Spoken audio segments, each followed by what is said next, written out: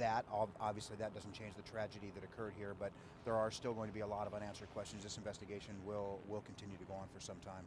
ABC 10 has identified the shooter. I'm not going to say it in case this is live and it's not supposed to be out, but can you provide the name of the shooter? I don't know the name of the shooter, so Okay. I would if I had it. I just don't know it. Okay. Sheriff, could you tell us about the person who was supervising the visit? Was that person an employee of the church, or was that someone who was working for someone else? I don't know what the relationship is of that person, that victim, with the family or the church. I don't have that information just yet. Sheriff, any information about this restraining order, how long it was in place, if it was something very recent, and was this the first supervised visit with his children? I don't know that. I don't know the duration that the restraining order has been in place. Do you know, I take it the family is local. Is the father a local resident as well? Or is he someone, coming from out of town, maybe to visit with the kids? I don't know that. I do know that the mother of the three young victims was out of town. I don't know if she lives out of town and has to return here, but she was contacted out of town. Just to clarify, a social worker, state worker, what are we talking about? I honestly don't have that information. I'd tell you if I know it. I just don't have it as I stand here. Obviously very upsetting, law enforcement, everybody that's involved in a case like this. It's very upsetting. There's a lot of ways that this could have unfolded, and obviously it's a tragedy no matter how it unfolds.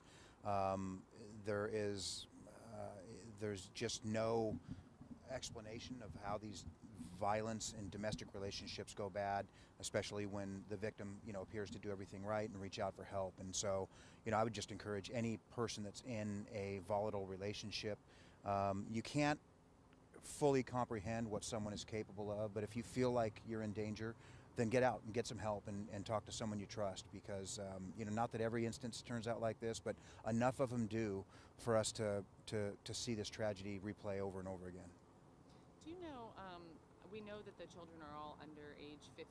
Do you know their genders or have any other details about them? I do not. I don't have any additional information on the children. Okay. Thank you, Sheriff. Appreciate it. Oh, and do you know who took out the restraining order against him? Was it the mother who requested? Yes. Okay. Yeah. Okay. But you don't know. So if you heard that is the sheriff, and what he was just saying is that we are learning that there was a restraining order taken against the father. So what was happening at the church was a supervised visit. So it was the person who normally does these supervised visits that took the three kids to the church. That's where he killed the three kids, all under the age of 15, and then turned the gun onto, it could have been a social worker, it could have been someone else, a family relative that supervises these visits, killed that person, and then turned around and killed himself. So those are the latest details that we're learning. Again, this all started to unfold at 5:07 p.m. It was a worker on the roof who initially heard those first few gunshots. It was one, and then it was boom, boom, boom. He left the scene, called 911, and by the time deputies got there, they said all 5 people were dead on scene. No one, not the kids, made it in time to the hospital.